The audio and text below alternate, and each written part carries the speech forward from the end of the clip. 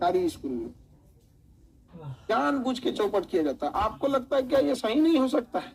सही हो जाएगा भाई, फिर ढोएगा कौन झंडा लेके यहाँ पर? फिर उल्टा सीधा बात कोई नहीं कहेगा। तो सोचिए मनमोहन सिंह को हरा दिया, ये जयशंकर साहब को हरा देगा।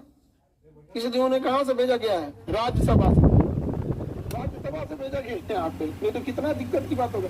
चुनाव जब हो रहा था ना इस साल 2024 का, जब इलेक्शन चालू था, तो मोदी जी बनारस का जब इलेक्शन काउंटिंग चल रहा था ना, तो शुरुआत के 1-1.5 घंटा तक तो इलेक्शन में पीछे थे। शुरुआती 10 घंटे तक उनकी काउंटिंग पीछे थी। सोचिए उन आदमी को कैसा लगता होगा। महज 1.5 लाख की 2.25 लाख वोट से जीते हैं, बहुत कम अंतर से, बहुत कम अंतर से। तो इलेक्शन गजब चीज होता है। लोकसभा में भारत की पब्लिक और यूपी बिहार के लोग तो अलग ही डिजाइन पे। यूपी वाले तो थोड़े सजग भी हो गए हैं। हम बिहार वाले आज भी 500 रुपया के लिए यहाँ पे। और जातीय खाली बोलेगा सब, जात। तुम्हारा जात केवल तभी काम आएगा जब तुम्हारा कपार कोई फोड़ दे, थाना में तुमसे जबरदस्ती केस करवाएगा। हाँ केस करो, हम तुम्हारे साथ हैं। तुम्हारा जात उस दिन कभी काम नहीं आएगा जिस दिन हॉस्पिटल में तुम्हें 10 यूनिट ब्लड की जरूरत पड़ जाए। तुम्हारा जात कभी नहीं काम आएगा जब तुम्हारी पढ़ाई पैसे की वजह से छूटे। जो घूम घूम कर अपनी जाति के लोगों के श्राद्ध में जाके खाना खाने वाले नेता हैं, इनसे पूछिए कि जरा घूम घूम कर अपनी जाति में जरूरतमंद विद्यार्थियों को कभी कॉपी किताब और पढ़ने के लिए फीस दिए हैं? कभी नहीं देंगे।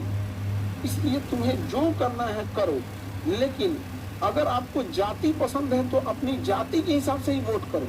लेकिन अपने आप से कहो कि हम संकुचित मानसिकता के व्यक्ति हैं, हमारा कुछ नहीं हो सकता है, अब फिर हम वोट डालेंगे। और 5 साल तक हम कभी छाती पीट के गएंगे नहीं, हमारा बिहार पीछे।